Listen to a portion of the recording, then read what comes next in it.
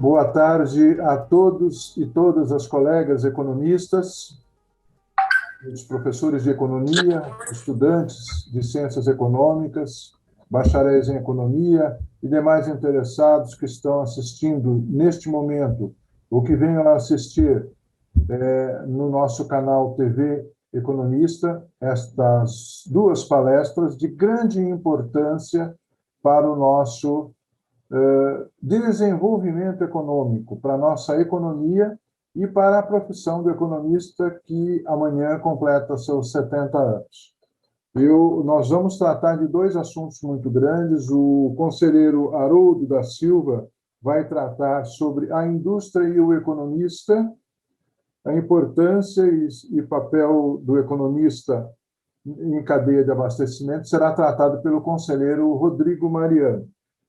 Primeiro vai falar o conselheiro Haroldo da Silva, e eu quero, então, dizer que o Haroldo, e resumidamente, além de ser conselheiro do Corecon São Paulo, é economista da BIT, tem uma larga experiência no ramo industrial, não apenas na indústria têxtil, formado na Universidade Federal do Paraná, e tem mestrado e está fazendo doutoramento também. É importante toda essa experiência, todo esse cabedal do conhecimento para que ele nos transmita uma informação mais segura e positiva para o nosso debate aqui. Passo, então, a palavra primeiro ao conselheiro Haroldo da Silva. Maravilha, presidente Pedro, meu outro colega aqui, Rodrigo Mariano, de conversa, ao professor de nós todos aqui, professor Vicente de Paula, uma alegria, a Pedro e demais colegas. Então, obrigado pela introdução, Pedro, e a minha ideia aqui é fazer uma conversa, uma exposição relativamente rápida, o Rodrigo fala e depois a gente pode interagir um pouco mais. E eu queria mencionar o seguinte, né? A indústria e o economista. Qual é a importância desta relação? Eu brinco com os meus alunos, né, quando estou lá lecionando, eu falo que o professor deles tem duas deformações, né? Uma deformação é ser economista e outra é ser advogado, né? E por que eu faço essa brincadeira? Porque eu comecei, ao estudar as ciências econômicas, a perceber que muito daquilo que o economista trata está muito relacionado às questões legais, tá? E especialmente na perspectiva de alterar grande parcela da legislação que às vezes impede o desenvolvimento econômico de um país, o Brasil, no caso. Resolvi estudar não só a economia, estudar direito, mas também agora estou estudando, como o professor Pedro falou, na área da política, estou fazendo doutoramento em política e em sociologia. E antes de citar um economista na nossa conversa aqui, eu vou citar um brilhante sociólogo que militou bastante também na área de economia, porque foi um dos críticos ferrenhos à política neoliberal, especialmente implementada na Europa. O nome desse pensador, né, desse sociólogo, é o Pierre Bourdieu, que ele dizia que a sociologia é uma ciência de combate. E eu diria que também a economia é uma ciência de combate. É um combate, mas é um bom combate. É a exposição de ideias a partir de dados, de demonstração de resultado, e isso é que nos leva, então, ao encontro de soluções, especialmente num país com tantas carências quanto o Brasil. Agora, indo aqui para o lado da nossa profissão, falando um pouco dos economistas objetivamente, tem o Adam Smith, que é um dos pais da nossa ciência econômica, tem vários livros, várias publicações, mas tem uma que não é tão famosa quanto A Riqueza das Nações, e que ele escreveu 17 anos antes dela, e ele disse o seguinte: o que ele estudou naquele documento, né? Ele estudou a teoria dos sentimentos. Ele estudou o egoísmo, a solidariedade, o ódio, a simpatia, o ressentimento e as paixões. Mas, Haroldo, por que você está mencionando esse livro, que não é o mais famoso do Adam Smith, para fazer uma exposição sobre a importância do economista e da indústria? A razão é simples. O economista ele tem que ter uma formação não simplesmente voltada, por exemplo, para o exame dos números, para a análise dos números. É uma ciência na qual os sentimentos eles estão presentes o tempo todo. E é importante como que o economista tenha uma formação plural, uma cultura ampla, para entender complexos processos que envolvem a economia. Por isso, então, que eu também sou um dos apaixonados, né? Eu amo estudar, e estudar economia, para mim, foi excepcional. Me encontrei em várias frentes ao estudar economia. Vou trazer aqui, vou resgatar uma outra coisa importante para a gente, primeiro falando só do economista, para depois chegar na junção do economista e da indústria. No juramento do economista, eu não sei se os colegas aqui já prestaram atenção, mas está lá colocado o seguinte para a gente: eu juro fazer da minha profissão de economista um instrumento não de valorização pessoal, mas sim utilizá-lo para a promoção do bem-estar social e econômico do meu povo e da minha nação, e cooperar para o desenvolvimento da ciência econômica. Vejam vocês, então, que aqui a gente está falando de, não apenas de crescimento pessoal, a gente está falando de movimentar, em modificar a sociedade em que nós vivemos para algo melhor do que aquilo que a gente tem hoje. Então, essa também foi uma das grandes motivações de estudar a economia. Esse juramento aqui, se nós todos, colegas economistas, prestarmos atenção, e se nós focarmos os nossos trabalhos para modificar a vida da sociedade, eu acho que todo mundo sai ganhando, a gente tem um país muito melhor. Resgatando outro pensador aqui, importantíssimo para nós, um economista brasileiro, que uma pena não ganhou o prêmio Nobel, mas certamente é um dos grandes merecedores disso, o Celso Furtado, que fez 100 anos agora, faria 100 anos se estivesse em vida. O que disse o nosso professor Celso Furtado? Ele mencionou que não haveria alternativa para a América Latina para se desenvolver, para chegar a padrões de consumo de país desenvolvido que fosse fora da industrialização. Então, dizia o Celso Furtado, olha, um país das dimensões continentais do Brasil tem que se desenvolver, e a indústria é importante para este processo. Aí, seguindo a linha do que o Celso Furtado mencionou para a gente, eu vou recorrer a um outro economista importante, o Vassily Leontiev, que foi Prêmio Nobel de Economia em 1973. E, dentre os seus trabalhos, o mais importante que nós, economistas aqui, às vezes, sem muito perceber, nós trabalhamos, é a matriz insumo-produto.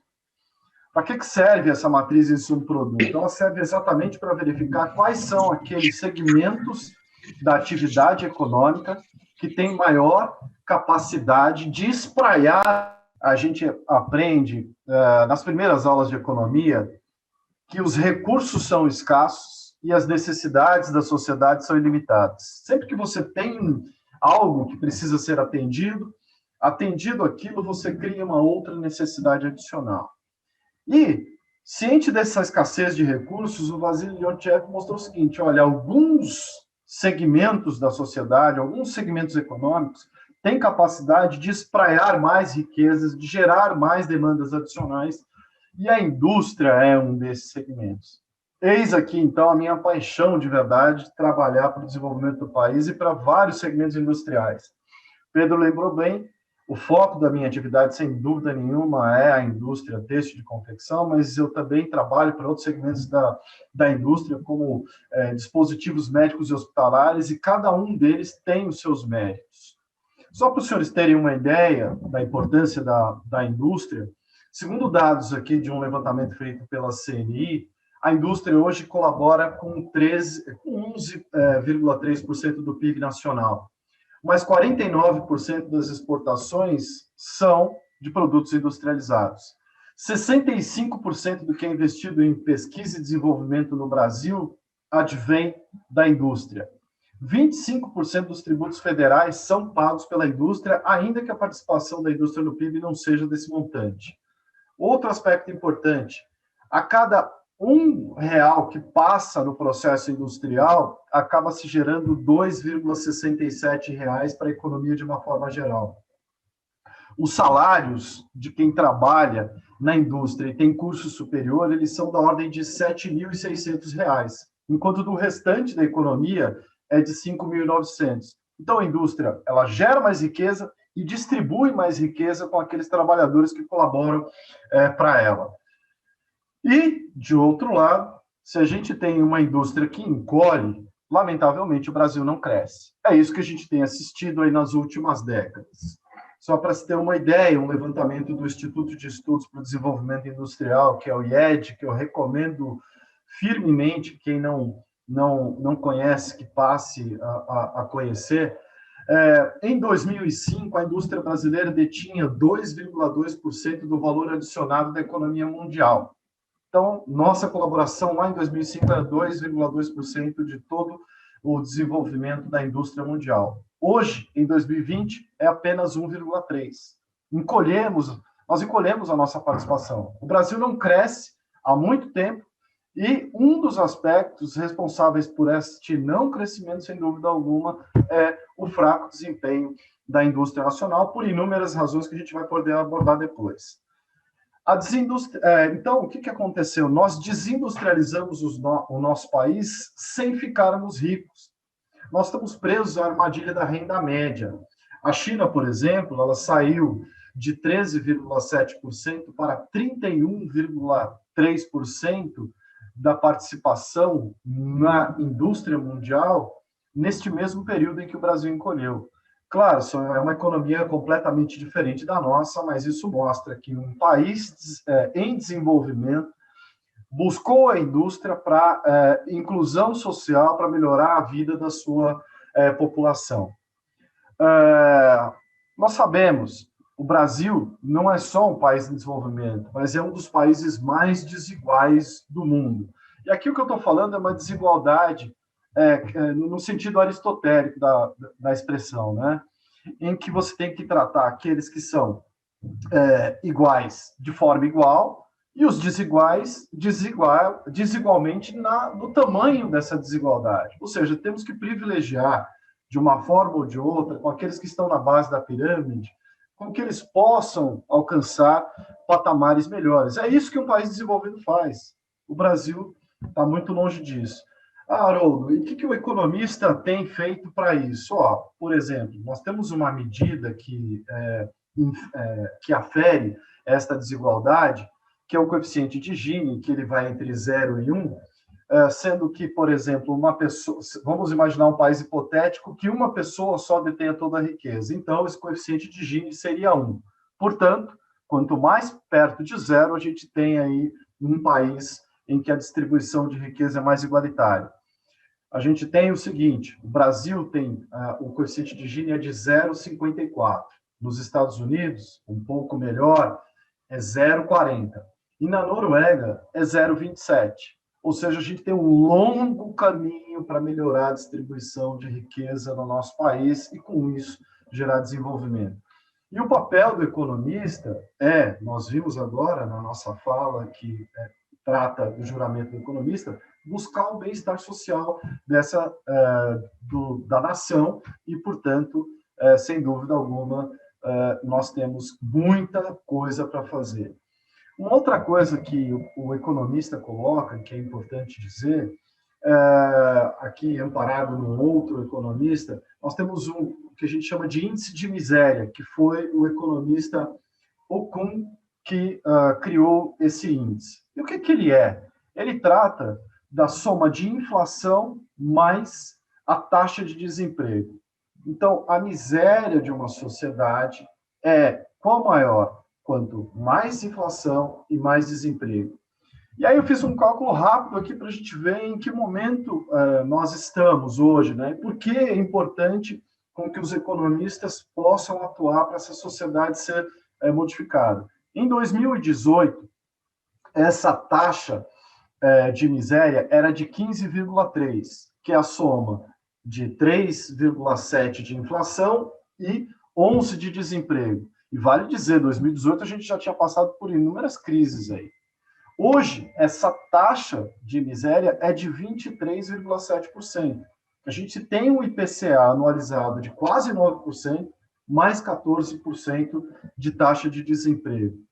Então, a situação hoje brasileira é pior do que era há pouco tempo atrás, vem piorando, e nós, economistas, temos que mostrar isso, porque senão, se a gente só ouve, né, o lado do mercado financeiro, aí vão lembrar da frase do Médici, que diz o seguinte: a economia vai bem, mas o povo vai mal. É isso que a gente está assistindo. E agora, recentemente, mais um aumento de gasolina. Então, nós economistas, temos um papel central aqui.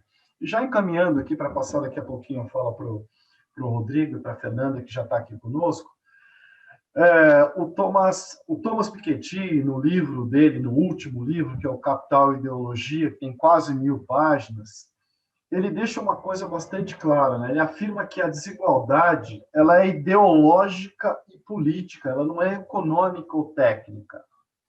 A gente tem que ler o trabalho dele para poder discutir, para poder avaliar se essa afirmação é totalmente realidade. Mas ele dá uma pista dizendo o seguinte: olha, por que esta desigualdade ela é política e ideológica?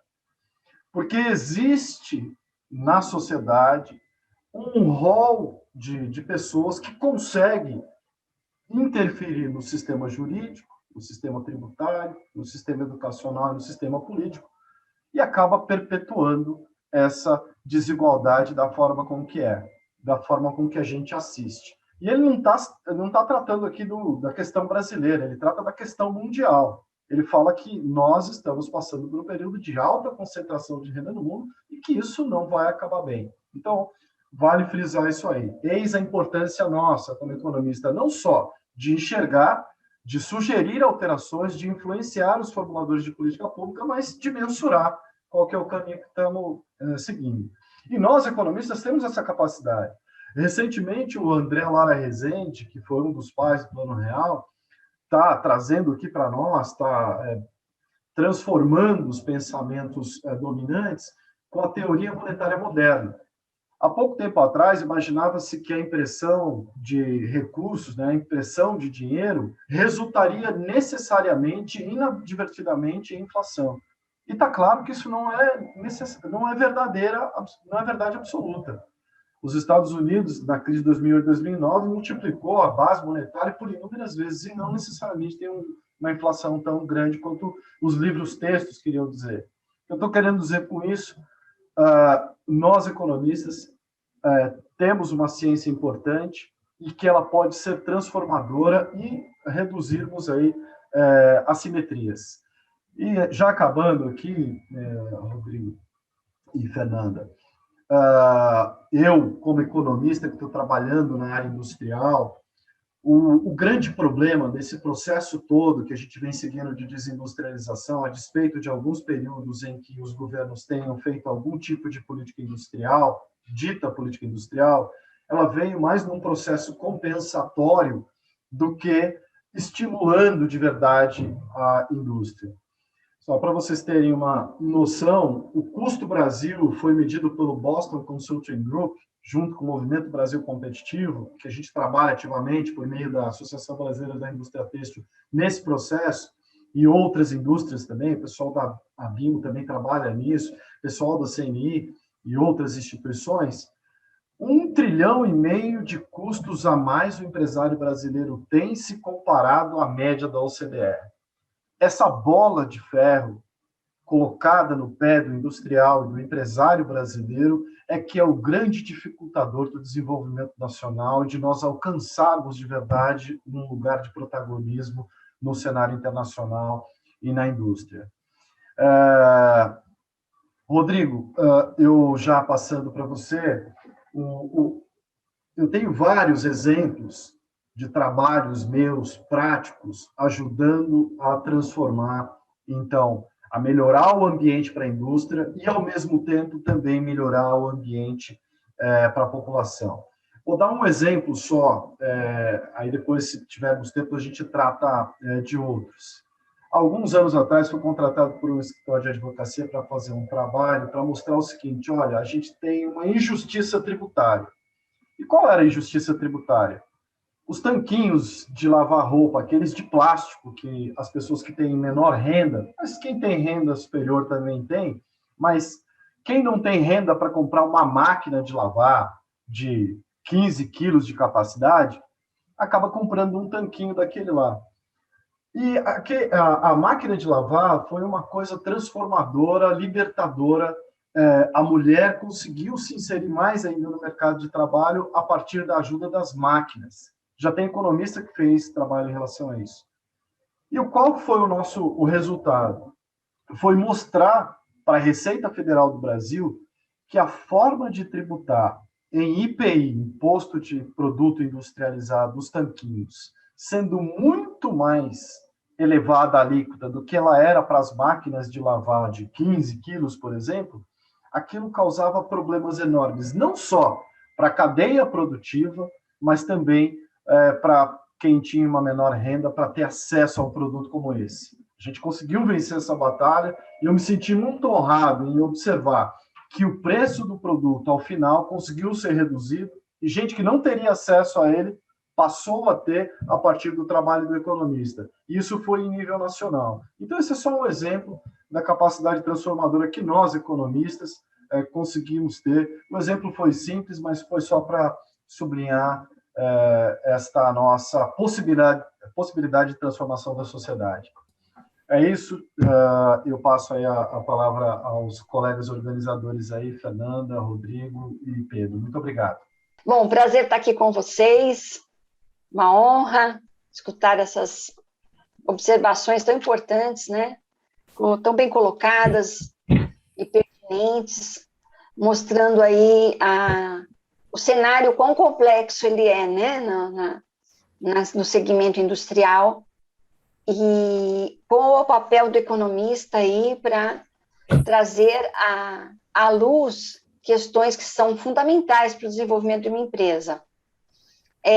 Ao final, eu vou falar um pouquinho também, se vocês me permitem, que eu estou tendo agora a experiência de atuar como economista numa indústria.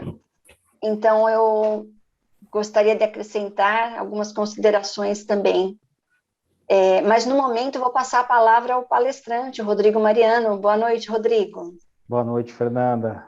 Prazer em vê-la. Boa noite. Prazer aqui é meu. Boa noite novamente aí aos colegas, né? Agradecer primeiramente aí ao convite, né, da nossa casa, a Casa do Economista, o Corecon aí e o Sindecom unidos aí em prol de várias, né, participações aí de economistas falando de diversos setores. Isso engrandece não só a profissão, mas engrandece também a discussão de grandes temas da sociedade, né? Então, agradeço muito aí pelo convite, é uma honra, e uma honra maior ainda falar aqui sobre cadeia do abastecimento ao lado de alguém que tanto conhece a indústria como o colega Haroldo, né? Então, falou aí com propriedade sobre os nossos desafios, né? Eu vejo como desafios e oportunidades aí o que o colega colocou. Eu vou passar por algumas informações aí associadas ao que o colega falou e também abordar um pouco a cadeia aí do abastecimento, né?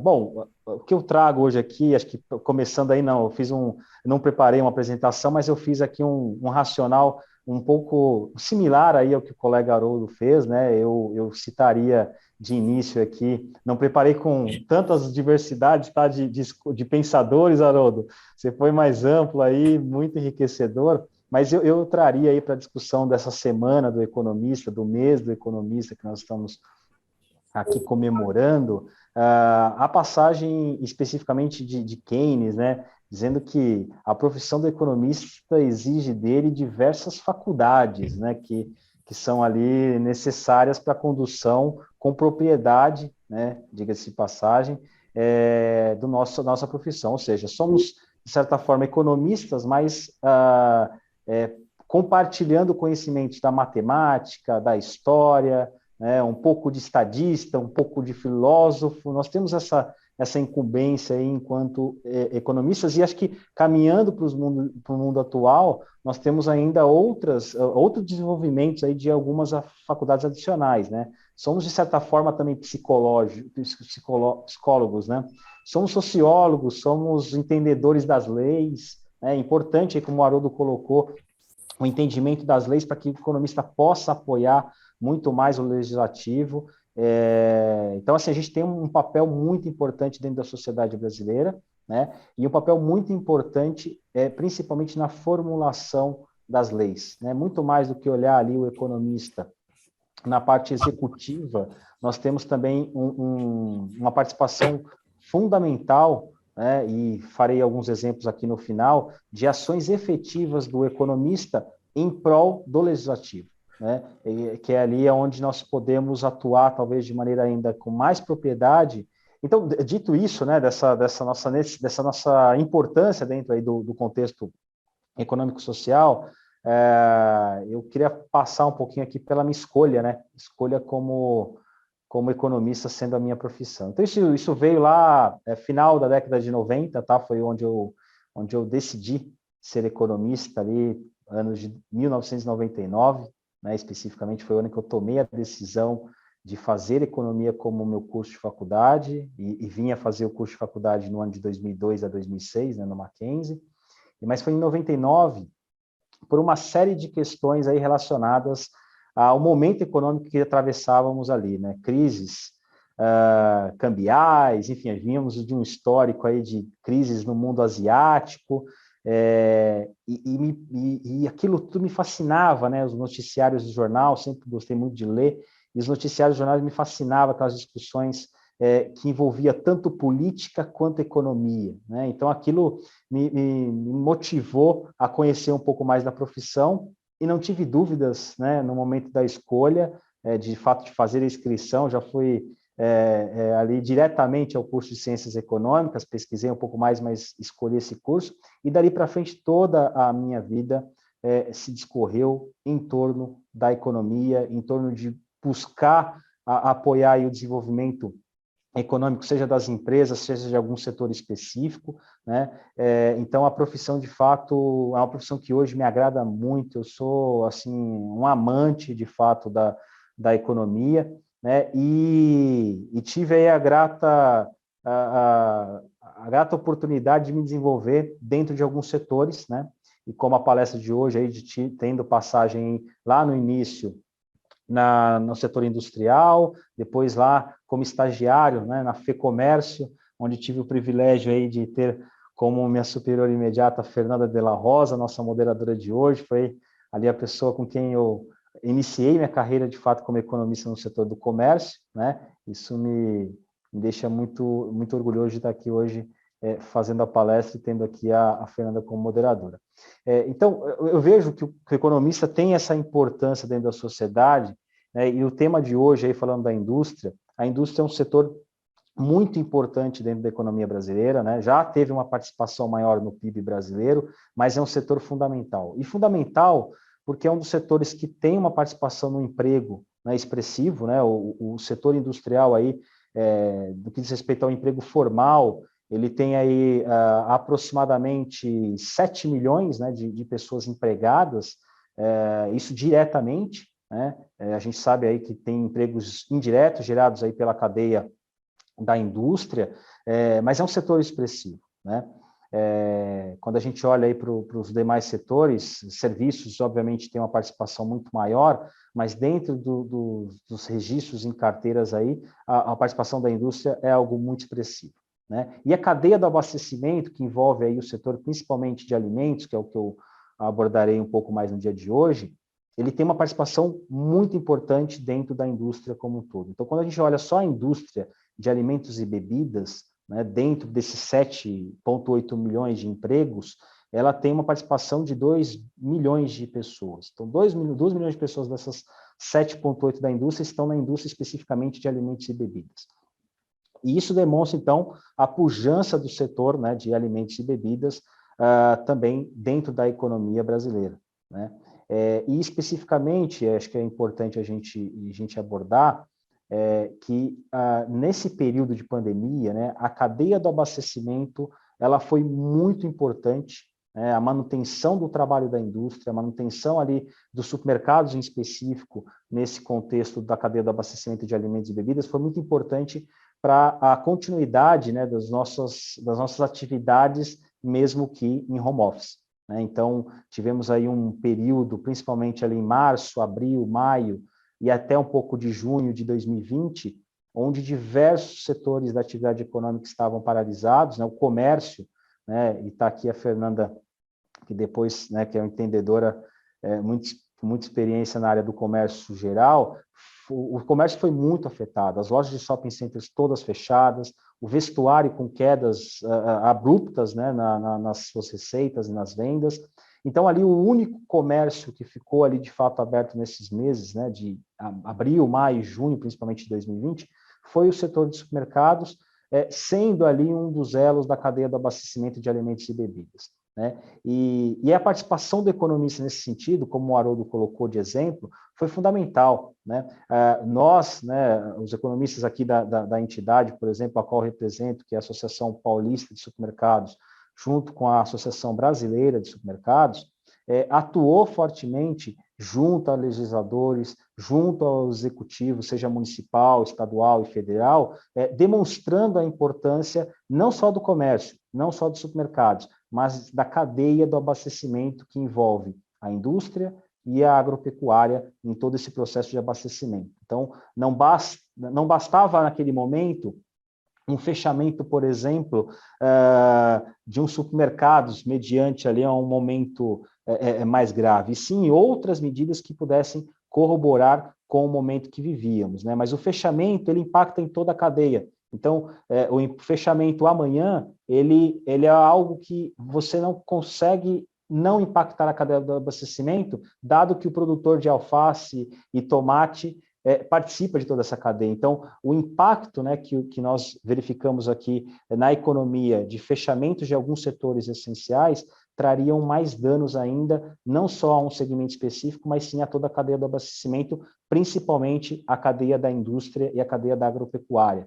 Então, conjuntamente, né, os economistas aí das entidades de indústria de alimentos, do agro e do setor de supermercados especificamente, juntos, né, trouxeram à tona discussões junto ao poder público, trazendo conhecimento, trazendo a especialidade que cada um desses na sua área possui, demonstrando os impactos específicos, tanto em seu setor quanto na cadeia do abastecimento. E por alguns momentos, né, o legislador ele para, de fato, para entender e escutar e, de certa forma, toma depois umas decisões mais acertadas quando houve, por exemplo, especialistas da área, nesse caso específico que eu estou comentando, os economistas, né, são os economistas. Então, isso demonstra um pouco da importância do economista dentro dessa cadeia do abastecimento, né? Muitas vezes são economistas setoriais de alguma entidade, mas os economistas das indústrias também de alimentos, os economistas das empresas, eles possuem um papel muito fundamental em trazer conhecimento muitas vezes aos entes públicos, né, no sentido de fato, de contribuir para que as tomadas de decisões sejam mais acertadas, né? O colega Haroldo deu o exemplo aí de uma questão de impostos, né, junto a um produto específico, mas isso se extrapola a diversas outras, né? Essa importância do economista, ela extrapola a todos os campos que envolvem um setor empresarial, seja na questão dos impostos, seja na questão de formação de preço, de custo, de inflação, inclusive, né? Muitas vezes você tem discussões dentro das esferas públicas, muitas vezes com legisladores ou com o executivo, sobre questões de preços, que envolvem questões técnicas que o economista tem a oportunidade de apresentar ali, seja um parecer, ou seja um detalhamento de um assunto, que contribui para aquela discussão e acaba revertendo uma tomada de decisão desse legislador que seria desfavorável. No primeiro momento, tudo indica que aquilo é popular, que aquilo teria um apelo popular, um apoio popular por parte do legislador. Mas lá na frente isso poderia trazer alguns impactos para a sociedade, alguns impactos econômicos. Então é muito importante que a voz do economista, ela de fato tenha essa pujança e esse eco, né, que sai de fato das escolas, né, não fique ali dentro da academia unicamente, não fique somente dentro da pesquisa, né, são áreas fundamentais, né, inclusive atuamos, Haroldo e eu, aí, tanto na questão no que diz respeito à pesquisa e também na universidade, e eu acho que o papel do economista ele vai ele permeia todas essas áreas. Então, tanto a academia, com a sua pesquisa, com o lecionar, nas empresas também o papel é importante, mas além disso, né, junto muito mais ao poder público, trazendo conhecimento para que tenhamos tomadas de decisões mais relevantes e assertivas. Acho que esse é uma contribuição muito importante do economista, e é uma contribuição que ao longo aí desses, hoje, né, 16 anos aí, de formação, né, em que tenho na área da economia, pude presenciar e vivenciar, né, o quão importante é a participação do economista na tomada de decisão mais assertiva aí das esferas públicas, né? Então, acho que esse é uma contribuição aí que eu queria abordar no dia de hoje. E pegando ainda, falando um pouco dessa questão da indústria, do papel da indústria, né? Vejo que um dos pontos muito importantes que temos hoje aqui na economia brasileira é a necessidade do desenvolvimento industrial, né? Muito bem colocado pelo Haroldo. Uma economia forte necessita de uma indústria forte, né? Necessita de uma indústria desenvolvida, necessita de uma política industrial que tenha uma participação fundamental da esfera pública também, mas uma participação muito expressiva dos economistas. E temos muitos economistas no Brasil gabaritados para que possa ser pensado a indústria no futuro, né? A gente tem ainda um resquício de discussão de indústria olhando sempre para o passado, né? A gente olha hoje a indústria brasileira com referências em alguns setores, olhando o retrovisor, né? E países, né, que vêm despontando como países de renda média ou de renda em ascensão, eles estão olhando o futuro da indústria, né? O que a indústria pode fazer nesse mundo que nos aguarda logo ali à frente. Então, eu vejo que países aí, o Haroldo deu exemplo de alguns, mas eu citaria aqui adicionalmente, por exemplo, a Coreia, né, que não começou hoje a pensar em indústria, né? Começou lá no passado, começou a pensar em indústria e educação há muito tempo atrás e vem surtindo o efeito aí ao longo dos últimos anos, né? Outros países europeus também que fizeram aí a lição de casa do ponto de vista de pensar o futuro da indústria e não olhar ali os problemas que nós tínhamos no passado, estão tendo diferenciais competitivos hoje no mercado mundial, né? Ganhos de competitividade, escala maior, conseguindo acessar mercados externos com maior facilidade, porque tem um produto que compete com o mercado lá fora, com tecnologia, né, com mão de obra que cumpre aí todos os ritos trabalhistas legais, mas que mesmo assim é competitivo. Então, essa pauta na agenda brasileira, ela precisa ser retomada e o economista tem uma participação fundamental no que diz respeito a isso, né? O Brasil, vejo eu, né, essa é uma leitura aí que também replico bastante para os meus alunos aí, né, principalmente os ingressantes, né, 18, 19 anos aí, estão começando a entender um pouco mais de economia, estão começando a ler aí os clássicos, que o Brasil, né, ele é um país de fato diferenciado, né? Somos aí uma das poucas economias do mundo em que os nossos fatores de produção, né, capital, terra e trabalho, temos em abundância, né? De fato, o que a gente verifica aí diante do que nós estudamos, né, na academia, falta de fato essa organização, né, a condução para que haja desenvolvimento econômico, porque temos, né, terra, somos um dos poucos países, estamos aí entre os 5 países com uma extensão territorial que supera aí os seus 3.000 quilômetros quadrados, estamos aí também entre os 5 países que possuem população acima de 100 milhões de pessoas, estamos aí entre os 5 países que possui PIB acima de 1 tri de dólares, porém, estamos ano após ano caindo no ranking de competitividade, estamos caindo no ranking de desigualdade econômica, estamos caindo no ranking de crescimento econômico. Ou seja, estamos deixando de fato passar, né, o Haroldo colocou bem, estamos aí num cenário de perder o bonde, né, de ficar velho antes de ficar rico, né? E isso, de fato, traz um problema para gerações futuras. Talvez nós, aqui presentes, não vivenciaremos a tragédia que pode esperar logo à frente. Quando eu digo tragédia, é no sentido lato sensu da palavra, né? De fato, assim, eu estou falando de tragédia. É uma tragédia que pode vir a acontecer com o Brasil, dado o cenário de um não enriquecimento e tendo uma população cada vez mais idosa, né? Então, o que nós temos hoje pode ser muito agravado, e acho que tem um papel fundamental aí de nós, economistas, seja ele aí no setor público, privado, seja na academia, de discutir, né? E esse momento proporcionado aqui pelo Corecon e o Sindecom, eles são fundamentais, né? Para que possamos aí pensar o Brasil, né? Pensar, discutir, colocar em ponto de atenção alguns pontos e trazer algum tipo de conhecimento aqui para a discussão, né? E trazer aí especialistas de cada um dos setores, vejo como algo muito benéfico, que contribui, pelo menos, para lançar informações ao todo, né, e para que esse todo possa, quando pensar em algum setor, ter essa visão mais sinérgica da coisa, né? Tive a oportunidade aqui de escutar, na semana passada, os colegas aqui, especificamente do comércio, né, Solimeu, Carlinhos, na área de serviços, e isso só contribui para que, na minha próxima tomada de decisão, eu vou munido de mais informações aí ouvidas, né, pelos colegas. Então, acho que um pouco da minha passagem aqui para falar sobre o tema de hoje é essa, mas volto aqui daqui a pouquinho, provavelmente depois de alguma provocação aí, seja dos participantes, da nossa moderadora, ou do próprio colega Haroldo. Então, agradeço por enquanto e voltamos aqui em breve. Obrigado, Fernanda. Parabéns, Rodrigo.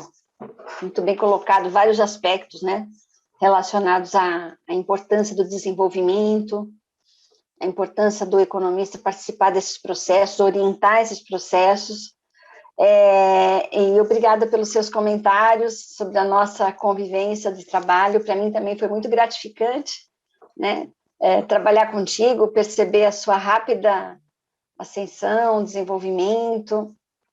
Eu tenho a agradecer também.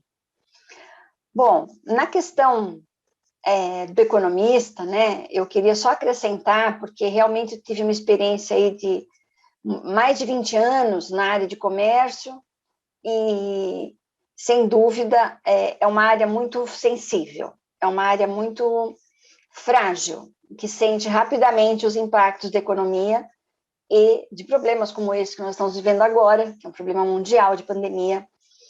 E tanto no comércio como na indústria, que é uma experiência que eu estou vivendo agora também, de estar trabalhando numa indústria, é notável quanto o economista pode mudar, identificar cenários, fazer diagnósticos para promover, né, melhoria da situação da empresa, tanto do ponto de vista financeiro, e principalmente financeiro, como de outros aspectos. O economista ele acaba tendo uma visão global. Então, eu gostaria que vocês comentassem, né, sobre isso, qual a importância do economista ter também essa visão global da empresa onde ele está trabalhando, a maneira como ele pode interpretar como um cientista político, como um cientista econômico, embora a política sempre esteja no meio, né? E aproveitando, como é que ele pode se equilibrar nas políticas internas também, desenvolvendo da melhor forma o seu trabalho. Quem gostaria de responder primeiro? Fernanda, obrigado pela pergunta. Acho que a gente consegue comunicar melhor quando a gente traz exemplos, né? Eu sempre vi isso, especialmente quando estou lecionando, né? Um exemplo bastante claro, né? Nesse processo que nós passamos de pandemia agora, e que ainda estamos passando, que lamentavelmente tem ceifado tantas vidas de brasileiros, mas não só de brasileiros, mundo afora, um dos primeiros aspectos que aconteceu foi uma mudança de preços relativo e de quebra nas cadeias de fornecimento, já que a gente está falando aqui agora de fornecimento. Não só aquele navio no canal de Suez trouxe problemas, mas a própria dificuldade de mobilidade de cargas, etc., trouxe inúmeros problemas. E aí, grande parcela daqueles que sempre foram contrários a termos uma indústria aqui instalada, teve que rever os seus conceitos. Só para mencionar, na Guerra das Malvinas, ou Guerra das Falklands, depende de que ponto da análise você está, a Argentina sofreu problemas de abastecimento de insulina. Os velhinhos argentinos, que não tinham nada a ver com a guerra, iriam morrer porque não ia ter insulina para eles. Por quê? Porque a Argentina não tinha, à época, uma fábrica de insulinas. Quem fez esse fornecimento foi o Brasil, que tem fábricas de insulina, que pôde abastecer. Aí, as pessoas não sabem. Muita gente fala, não, a gente importa, deixa produzir no melhor lugar, vantagens comparativas, vantagens absolutas, e deixa que o mercado resolve. Mas a gente vai querer abandonar a nossa soberania, entregar isso na mão de outros? Aconteceu isso com máscaras, com respiradores recentemente. Se nós não tivéssemos a capacidade de indústria instalada e de reconversão industrial, com fábrica de automóvel, modificando os seus processos para produzir ventiladores, respiradores, muita mais gente teria morrido. A gente viu aí, inclusive, o sistema S, que é atacado por muita gente aí, fazendo nas suas unidades respiradores e consertando respiradores para pessoas não morrerem. A gente viu a importância do oxigênio chegar lá em Manaus, gente morrendo. Por quê? Porque não tem um processo industrial. Eu estou falando de coisas básicas, elementares. Então, as pessoas que antes também criticavam o SUS, a intervenção do Estado aí, viram, nossa, o SUS é importante, cada um quer sua vacina, e é assim que tem que ser. A gente não precisa nem de mais Estado, nem de menos Estado. Se o Estado é eficiente. Esse é o detalhe. Acho que a guerra toda deveria estar aí. Então, Fernando, só para mencionar, os grandes países do mundo, as grandes regiões do mundo, Europa, Estados Unidos, estão fazendo processos de atração de indústrias para que não fiquem mais à margem de um ou outro fornecedor mundial de coisas que são estratégicas para a nossa vida. É assim que o economista atua, é assim que o economista alerta, e é isso que eu acho que é o nosso papel, dizer, olha, não é só o menor preço não, companheiro. Quando você compra alguma coisa, você não olha só no menor preço, você tem que olhar um processo como um todo. E a nossa formação mais holística nos faz entender um pouco de política, de geopolítica, inclusive, e a nossa colaboração pode ser mostrar para as autoridades, em todas as instâncias, que nós não devemos depender de fornecimento externo para muitas coisas, especialmente aquelas que são estratégicas. Ok, ótimo. Algo a acrescentar, Rodrigo? Acredito que sim. Eu queria trazer, na verdade, um ponto mais, talvez, amplo e depois fechar um pouco com o setor específico de supermercados, né? Eu acho que assim, teve um aprendizado muito grande no primeiro momento, Fernanda, que é legal a gente tocar, que é do primeiro momento que nós tivemos um fechamento geral do mundo, né? E aí o que você teve? De fato, teve uma quebra momentânea ali, né, naquele primeiro momento, uma quebra de toda a cadeia do abastecimento, né? As cadeias globais se fecharam. Primeiro, a cadeia global parou a produção, né, de várias plantas de diversos insumos. E aí acho que vem esse ponto que o Haroldo colocou, que aí os países começaram, não, mas eu não tenho isso aqui interno, né? E aí, só que isso demora, a gente está falando de um gap aí de 2 meses, 3 meses para o mercado começar a falar, mas não, esse fornecedor eu não consigo mais, para onde que eu vou? Não, agora não é mais só um fornecedor, você vai ter que ir 2. Então, assim, o mundo começou a se tocar, né, aqui de que, bom, precisamos rever todo o processo aqui, né, de cadeias globais de abastecimento, de qualquer insumo, tá? Então, do ponto de vista macro, eu vejo que foi esse um primeiro ponto aí que eu queria complementar. O segundo é que o Brasil, de certa forma, se beneficiou em alguns setores por conta disso, naquele segundo momento em que começou a abrir o mundo buscar alguns segmentos aqui de diversificação, o Brasil se beneficiou em alguns setores específicos, né? Então, setor de alimentação, por exemplo.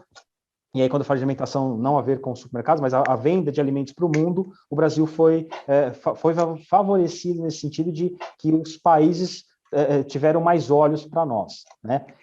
Isso do ponto de vista macro, mas falando do ponto de vista micro, o Haroldo tocou num assunto que, isso assim, né, dando exemplos aqui de fato que vimos dentro do setor de supermercados.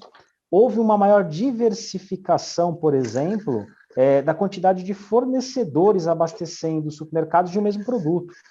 E um detalhe, maior pujança dos segmentos e das indústrias regionais, né? Então, passamos a olhar, né, aquele pequeno fornecedor, aquele pequeno produtor, aquela pequena indústria, que talvez poderia me atender mais rapidamente, né? Isso foi um ponto aí que vimos acontecer dentro do setor supermercadista. Vimos um detalhe, um olhar maior para as questões de governança, né, de sustentabilidade, de olhar o social. Então, não, a indústria local vai ser a minha preferida aqui. Eu sou um supermercado aqui da região noroeste paulista. Não, eu vou preferir aqui uma indústria local, porque eu vou gerar renda na minha região, a indústria é geradora de renda da região, isso vai me proporcionar um retorno daquela renda local. Então, houve um maior cuidado, um maior detalhe na escolha dos seus fornecedores, envolvendo muita questão aí de cadeia de abastecimento mesmo. Então, acho que esses são pontos adicionais aí em relação ao ponto levantado. Muito válido. Bom, eu queria levantar, assim, com a questão da pandemia, nós vimos muitas empresas fechando, que não suportaram o hiato, né, da venda, aquela coisa, daquele vazio, quando muitas empresas tiveram que fechar, as pessoas ficaram em casa. E para a indústria isso é bastante complicado, porque a gente sabe que ela depende de estoque, de matéria-prima, de pedidos. Então, um período, mesmo que pequeno, onde não há colocação de pedidos, né, por parte de clientes, pode abalar uma estrutura que principalmente tenha um capital de giro curto, né? E aí a gente viu muitas empresas entrando em recuperação judicial, e aí até nós temos aqui o Pedro Afonso, que ele é especialista nessa questão da recuperação judicial, se ele quiser comentar também, fica à vontade, e que ministra diversos cursos sobre esse tema. E eu queria dizer o seguinte, qual a perspectiva para a indústria, aquelas que estão em situação de recuperação judicial, principalmente, claro que depende dos produtos, né, fabricados, mas para que ela consiga passar ainda por esse período que a gente ainda não está assistindo um deslanchamento total, né? Pequenos sinais, a gente sabe que essa recuperação vai ser lenta, né? Então, o que seria importante para ela se equilibrar até o momento em que o cenário volte a ficar positivo da forma que todos nós esperamos? Eu acho que desde o começo da pandemia, a primeira coisa que as empresas tinham e têm que fazer até hoje, estou vendo aqui o Gouveia, que está com o símbolo do Sebrae ali, ou seja, atende os pequenininhos, é sentar no caixa, controlar o caixa e tentar reduzir despesas no máximo possível.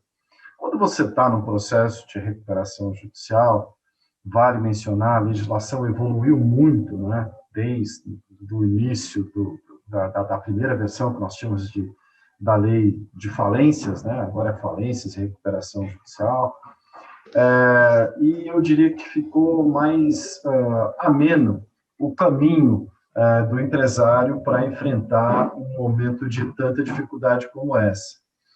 Os princípios da legislação são aqueles que levam a manter a empresa e manter os empregos, né? Esse é o princípio elementar da legislação de recuperação judicial. Mas, é claro, faz parte do capitalismo, tem empresa que sobrevive, outras que não sobrevivem, dependem de inúmeras razões. Negócios, às vezes, muito bem administrados, mas com ímpeto afoito, acabam sucumbindo no mercado, especialmente no mercado recessivo como esse. Então, se eu tivesse que dar um conselho para o empresário que não está em recuperação judicial ou que está em recuperação judicial, senta no caixa, segura o caixa o quão possível for, porque é a partir daí, e redução de custos, é que vai ser possível superar esse momento. Isso serve também para os nossos orçamentos domésticos, tá? A situação realmente não é boa ainda. Rodrigo, como é no ramo de abastecimento, como é que você vê isso? Muito embora esse ramo, pode-se dizer que ele foi, assim, passou por adversidades, mas é um segmento que conseguiu se equilibrar mais do que outros, né? Sim, Fernanda, perfeitamente. No primeiro momento teve ali um cenário muito positivo para o setor, né, sendo um dos poucos setores abertos, então teve isso. A pandemia ainda não finalizou, então esse ano a gente já sente uma dificuldade maior, né, na cadeia do abastecimento, especificamente no setor de supermercados, né. Os últimos números aí do primeiro semestre de 2021, quando comparado a 20, são piores, né? Então isso demonstra certa cautela aí quando a gente olha um período maior, né? Comparar só o 20 com 19, ele tem ali vícios, e comparar o 21 com 20 também tende a trazer aí alguns erros, né, de análises, se você não se aprofunda um pouco mais. Mas na linha aí do que o Haroldo colocou, eu acho que foi muito importante para o setor, o primeiro momento, olhar para o caixa. Né? Então, é a lição de casa, aí não tem muito o que fazer. Assim. Então, o caixa foi muito importante para as empresas que precisaram passar pelo período mais crítico da pandemia. Isso nós vimos aqui junto toda a cadeia do abastecimento, né? A preocupação sempre com o caixa. Mas eu vejo, né? Aí eu estou falando não só de um setor, mas eu vejo isso como um pouco mais amplo dentro da economia. Nós tivemos um cenário onde as empresas, em muitos casos, deram-se as mãos, né, para passar pela tormenta de maneira a ficar em pé, a sair em pé lá na frente. Né? Sai aí um pouco baqueadinha, sai aí tropeçando, mas assim, a sobrevivência foi muito importante, e acompanhei aí em alguns setores de atividade, em setores de pequenas, micro e pequenas empresas aí, uma tentativa dos seus fornecedores, dos seus clientes, de passarem juntos pelo momento, né?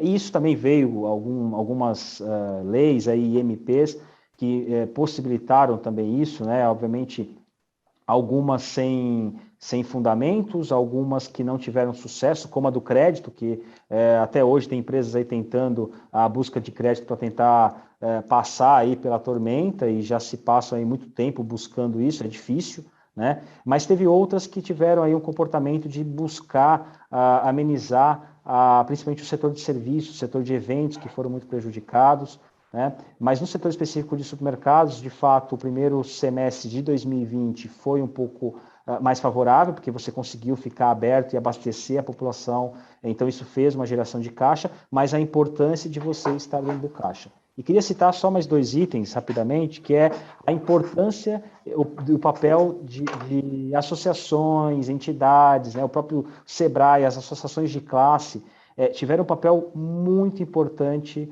dentro as suas empresas associadas no momento da pandemia, né? Então, seja através aí de conhecimento, né? Ou seja, disponibilizar ali, seja curso, seja live, seja material, ou seja, houve uma disponibilização de conhecimento para aqueles temas mais críticos daquele momento. Então, questões financeiras, questões de biossegurança, então diversos setores, tanto da indústria, quanto do comércio, quanto dos serviços, adequaram protocolos de segurança para que as suas empresas associadas pudessem seguir. Isso acho que foi uma contribuição muito importante, né? Outra importante contribuição é a interlocução com as esferas legislativas e executivas, que a maior parte das associações tiveram, né, seja da indústria, do comércio e dos serviços. Então, nessa crise, é importante olhar para o caixa e importante se fortalecer. Se fortalecer como? Né? Via as entidades de classe, por exemplo, né? Isso é uma maneira de fortalecer. Via os seus clientes, então tem que sentar na mesa e negociar, tem que renegociar prazos, tiveram que renegociar preços. Então, eu acredito que esses 2 pontos adicionais aí que eu queria citar, que é a questão, além do que o colega, o Haroldo colocou, da questão do caixa, de você olhar um pouco mais para as suas entidades e classes ali correlatas, né? E olhar também para o seu cliente, chamar ele para conversar, chamar o seu fornecedor para conversar. Isso foi aí ações que eu verifiquei em algumas alguns setores aí, como o setor da indústria, do comércio e dos serviços. Ótimo, ótimo. Pedro, gostaria de complementar? Obrigado, Fernanda. Eu nem sei se complemento ou se estou repetindo, mas acho que não, acho que complemento, acrescento alguma coisa. No dia em que eu sentei pela primeira vez para ter aula na Faculdade de Economia da USP, isso no Antigo Testamento, porque o conselheiro Vicente é da pré-história, eu sou só do Antigo Testamento, entendeu? Em 1978, o que aconteceu? Me disseram assim, a economia, o seu trabalho vai ser, com escassez de recursos, tentar atender às necessidades da sociedade. Não há situação mais clara do que uma empresa em dificuldade. Você não tem recursos e tem as necessidades específicas. Tudo que não é necessidade para a sobrevivência, naquele momento, é supérfluo. Ou seja, é algo que você não precisa se preocupar. Não, tem que se preocupar, porque é essa segunda regra que é muito importante na economia, que é a confiança entre as partes atoras. Portanto, o fornecedor tem que ter confiança no seu cliente, o cliente tem que ter a confiança do banco, o banco tem que ter a confiança. Há quem não tenha, mas aí você tem outro tipo de tratamento. O importante é reduzir ao mínimo os desperdícios. E sempre há desperdício em empresa, mesmo que esse desperdício seja causado por fontes externas e muitas vezes por fontes internas. Todos os recursos direcionados exclusivamente para a formação de riqueza e de renda para a empresa. Nada de se pensar em gastar para pagar dívida. Pagar dívida não melhora a situação da empresa. Tem que conversar com os credores e, a partir dessa conversa com os credores, você joga isso um pouco mais para diante. Claro que negociando. Eu estou aqui fazendo uma revisão de plano de recuperação, tem que defender uma assembleia de credores daqui a 12 dias. E é essa a tônica. A empresa transmite credibilidade, só que ela não tem recursos. O que vamos fazer? Vamos quebrar a empresa? Todo mundo perde? Não. Vamos tentar achar o mínimo de perda de cada uma das partes envolvidas. Acho que é isso que tem que ser trabalhado. É claro que cada situação é uma, né? Há empresas que perderam a credibilidade, os gestores perderam a credibilidade perante os seus credores, seus financiadores. Sim, troca o gestor. Esse gestor não serve mais. Perdeu produtividade, busca-se rapidamente como se faz num hospital. O que chega no pronto-socorro? O que o hospital faz? Primeiro, ele estanca todos os problemas mais graves. Depois, ele vai pensar em fazer outros tratamentos. Então, acho que esse é o papel nosso, como economista, de fornecer esses subsídios, tanto do conhecimento técnico quanto da experiência, para que as empresas percebam distinguir, primeiro, o que é essencial. Segundo, como direcionar os recursos. Não se submeter a pressões que não ajudem a empresa, porque submeter pode significar a perda geral para todo mundo que está envolvido. Pontos muito importantes mesmo, porque numa situação crítica, às vezes o mais é menos, né? A gente tem que atacar os pontos que realmente podem dar algum oxigênio para as empresas. E, nesse aspecto, o economista é fundamental.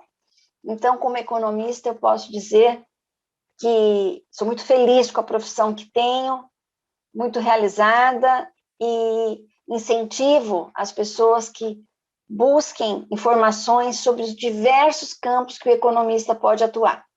E é por esse motivo que estamos aqui, para, enfim, destacar, né, neste mês, que é o mês do economista, a importância desse profissional para que as empresas possam avançar mais em produtividade e lucratividade. Alguém mais quer acrescentar algum comentário? O Gouveia pediu a palavra aí, mas eu vou só encerrar a minha participação aqui, além de agradecer o convite, dar parabéns aí ao Rodrigo, à Fernanda, ao Pedro, todos os colegas. O Rodrigo lembrou muito bem o papel do associativismo, né, do fortalecimento conjunto das indústrias e das entidades. E em momentos de dificuldade, todas as empresas podem enfrentar. Só queria lembrar o pensamento de um determinado ministro aí que acabou de usar uma frase sui generis, né? Falando sobre precatórios. Devo, não nego, pago quando puder. Então, se o ministro da Economia pode falar isso, eu imagino que algumas empresas em dificuldade também têm que tratar a escassez de recursos, como o Pedro sugeriu aí, de forma a salvar a empresa e salvar os empregos. Mas é isso, agradeço demais a oportunidade. Ok, nós aqui agradecemos sua presença, Rodrigo. Nós temos, sim, ele não colocou aqui a pergunta, né? Mas se puderem abrir o microfone para ele fazer a pergunta, o Gouveia, por favor. Boa noite a todos, pessoal. Obrigado. 5 minutinhos só. Ok, Gouveia. Estou falando de Goiânia, tá? Eu estou como diretor do Sebrae de Goiânia, assumi há 3 meses. Se fosse para entrar no debate, parte das coisas que foi colocado, eu ia discordar de algumas coisas. No finalzinho, o Pedro me deu alento aí em relação ao ponto de equilíbrio, que é a minha tese de mestrado. Eu sou paulistano, formado em economia, década de 1984, há 45 anos, e há 36 anos e 48 anos atuando em indústria, morando nas capitais. Então, Ródia, viu, Rodrigo, na Têxtil, eu fiquei só 12 anos na Ródia Têxtil, na Eternit, na Honda, e andei por aí. Então, o que eu percebi aqui em Goiás é que o economista precisa estar mais forte, vai se posicionar de forma mais forte na indústria. No processo de pandemia, RJ, Fernando, as empresas já estavam ruins, não foi a pandemia que deu problema, entendeu? E agora utilizaram os artifícios para poder se recuperar, que é verdade, mas ela já estava com problema. E o que eu percebi aqui em Goiás, foi um dos estados que mais recuperou o PIB, não parou. Primeiro que o economista, mesmo economista aqui, se deixou levar pelo pessoal da OAB. Né? Tem que fechar tudo, lockdown, só fica aberto aqui o supermercado, tá, tio? Vou falar em cadeia. Quem que vai levar o arroz e feijão para lá? Quem que vai cuidar da embalagem? Quem que vai cuidar da segurança da fábrica? E o melhor local para se trabalhar numa pandemia é na indústria, porque a BPF, a Boa Prática de Fabricação, a indústria já navega isso aí já há anos. Então, aqui fazia lockdown, o pessoal de Goiás, aqui também não diferente dos outros partes do país aqui, ia para o churrasco em casa e ficava lá se contaminando. E na indústria não, tem umas regras, já há 30 anos que se faz isso. Então, mas só para finalizar aqui, eu acho que nós economistas precisaríamos fortalecer um pouco mais a renovação de equipamento e tecnologia, buscando fazer mais contas junto com a pessoa financeira. Então, empelotado de dinheiro aí, não libera dinheiro. Estou no Sebrae agora, vamos fortalecer o microempreendedor aqui. Até estou uma reunião com o pessoal de São Paulo no Sebrae semana que vem, tá? No sentido de acreditar no industrial, tá? Garantido 150% de mais a máquina. Isso aí é nocivo, entendeu? Aí depois ele leva, normalmente, a indústria para que ele não consegue renovar o maquinário, ficamos para trás do custo do Brasil, né, que já é absurdo, e o nosso trabalho como economista, Marginal Pinheiros, a Avenida Interlagos, até o Corinthians, que é o melhor time do mundo ali, era só indústria, bem se lembra disso. Hoje virou, né, um monte de galpões lá abandonado. Mas por quê? Porque o economista agiu e falou assim, tem incentivo fiscal em Goiás, vamos levar a indústria para lá, vamos reduzir o custo da mão de obra, vamos mudar aqui. Nós somos parte integrante desse ponto de equilíbrio aqui, maximizar o recurso. É a nossa função, sinto muito. É buscar a lucratividade dos negócios, né? Então, eu penso que é duas coisas. Voltar ao posicionamento na época do Macedo, na época do Heron aí, e dizer o seguinte, OAB, calma, cara, não começa a travar muito. Alguém, como não sei se foi o Haroldo, o Rodrigo colocou, realmente não é o menor preço que garante a qualidade do produto, né? Essa licitação, eu estou no Sebrae agora há 3 meses aqui, a licitação, esse processo é horroroso. Leva a instituição a comprar as coisas pelo menor preço, depois não recebe, fica aquela situação. Então, processo de licitação, temos que pensar em alguma coisa, e o processo de financiamento para com a indústria, principalmente a indústria que está muito próxima à independência, né? O IFA. Estamos com 2 projetos aqui em Goiás, aqui, que é o IFA, para poder se libertar da dependência da China. Um já saiu e o outro está para sair em relação ao câncer. Então, a minha participação, estou aqui em Goiânia, estou à disposição, vou me aproximar um pouco mais de Corecon, apesar de afastado já há 30 anos aí de São Paulo, pago rigorosamente a minha mensalidade do Corecon, porque eu gosto de participar, tenho minha carteirinha aí, tá? Então, um abraço a todos e parabéns para o dia da manhã a todos, dia 13. Desculpa ter falado rápido, só para dar o tom aí e ser convidado para umas próximas aí, que eu tenho algumas observações que eu acho que é interessante. Obrigado, gente. Parabéns. Ok, Gouveia, muito obrigada pela sua participação, trazendo essa importante visão aí do Sebrae, nesse momento difícil que as empresas passam, e valorizando o que pode ser feito daqui para frente, né? Então, isso é muito importante. Rodrigo, quer fazer a sua finalização? Sim, Fernanda, obrigado. Bom, parabéns aí, Gouveia, pelas palavras. Foi rápido, mas foi incisivo, foi resumido, muito prático e objetivo. Acho que contribuiu bastante com a discussão, concordei com as suas palavras, principalmente quando você falou do maior time do mundo, né? Então, com certeza aí, acho que a gente faz coro aí nesse tema. Mas eu queria muito agradecer aqui ao Corecon, ao Sindecom, pelo convite, por estar aqui nessa noite. É muito gratificante fazer parte do Corecon, mas é mais gratificante ainda estar reunido com os colegas falando daquilo que nós conhecemos e que nós gostamos, que é a economia. Acho que é unânime aqui na sala. Então, agradeço muito pela participação, parabenizar aí a Fernanda pela condução e o Haroldo aí por ter compartilhado essa noite aqui comigo e agradecer aí a figura do nosso presidente aí, Pedro Afonso, aí do Sindicato dos Economistas, também pela presença e por honrar essa noite aqui junto conosco. Muito obrigado. Fernanda, eu gostaria de dar uma palavrinha antes de as cortinas se baixarem. Opa, com prazer. Pois não. Em primeiro lugar, eu quero agradecer e parabenizar os nossos dois palestrantes de hoje, o Haroldo e o Rodrigo. Fiquei muito entusiasmado de, mais uma vez, ser economista e ter companheiros como esses. Meus parabéns, meus caros amigos. Mas eu queria levantar aqui um problema muito sério, do ponto de vista macro e do ponto de vista da ação do economista. O problema da desindustrialização brasileira. Esse é um problema que vem desde o início do século XXI. Como o Pedro ressaltou, eu sou um economista da pré-história, do século passado. Mas a desindustrialização está causando sérios problemas. A nossa indústria teve uma participação extraordinária até o final do século XX. Depois foi decrescendo, até chegar hoje a pífios quase que 8% de participação no PIB. A nossa balança de pagamentos, que está oferecendo superávites extraordinários, não tem nada a ver com o desempenho da indústria. O desemprego, sim. São quase 15 milhões de desempregados e a nossa indústria não disse nada. Está decrescendo. Aquela ideia bem aproveitada pela China de plataformas de exportação nunca foi adotada no Brasil. E a nossa indústria preferiu sempre servir ao mercado interno. Nunca se preocupou em posicionar-se nas exportações.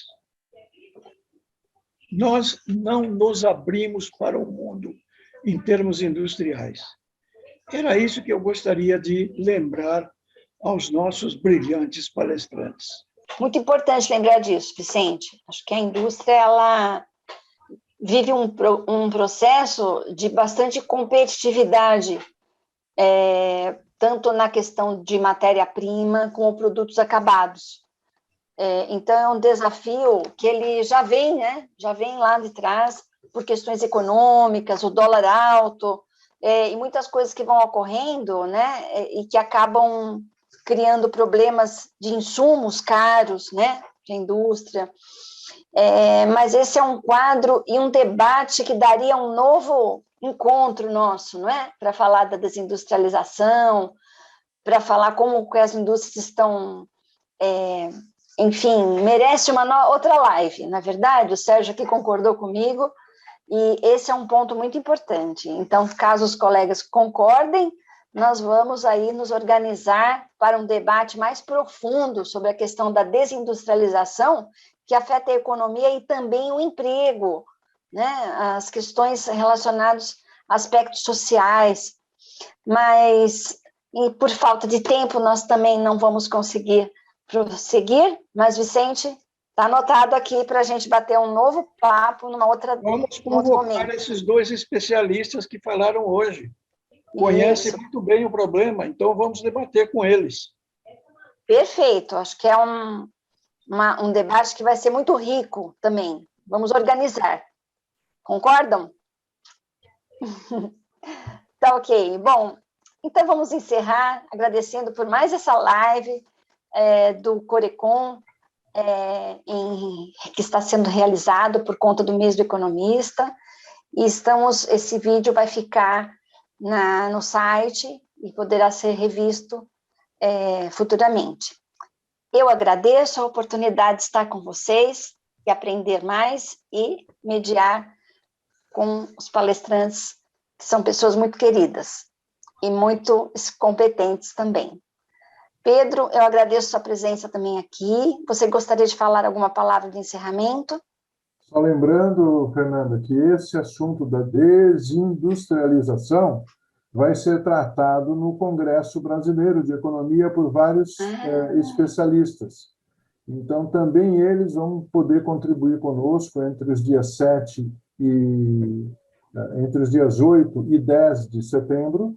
Então, sugiro que todos se inscrevam, porque é um preço baratinho, R$20 para os economistas em dia e também para os estudantes em dia, para todo o Congresso, e acho que é possível isso. Digo, já que o Rodrigo falou, ele disse por que virou economista, e eu, na infância, queria ser engenheiro naval. Só que tive uma decepção no tratamento recebido no Distrito Naval, aqui de São Paulo. Fiquei muito chateado com a Marinha, então depois resolvi ser economista após ler um livro de Eric Williams chamado Capitalismo e Escravidão. Então, assim eu consegui, me especializando em empresas em recuperação, em empresas em dificuldades, que muitas empresas não afundassem, assim como, deixando de ser engenheiro naval, que também muitos navios não afundassem. Não é? Então, consegui reunir as duas coisas boas. Com relação ao melhor time do mundo, eu também concordo, como eu sou o último a falar, vai ter que ser isto, viu, Gouveia? Hoje eu trabalho para resolver as dívidas do Palmeiras, mas a minha última tarefa vai ser ajudar a resolver as dívidas do Corinthians antes de eu aposentar, viu, Gouveia? Obrigado a todos, viu? Muito obrigado a todos e parabéns por mais essa live, Haroldo, Rodrigo, Romeu e Julieta, porque o Haroldo é palmeirense e o Rodrigo é corintiano, tá? A gente sabe, e a mediadora é São Paulina, então a gente faz isso. Muito boa, vai ajudar muito quem nos assistiu aqui. Obrigado a todos e boa noite.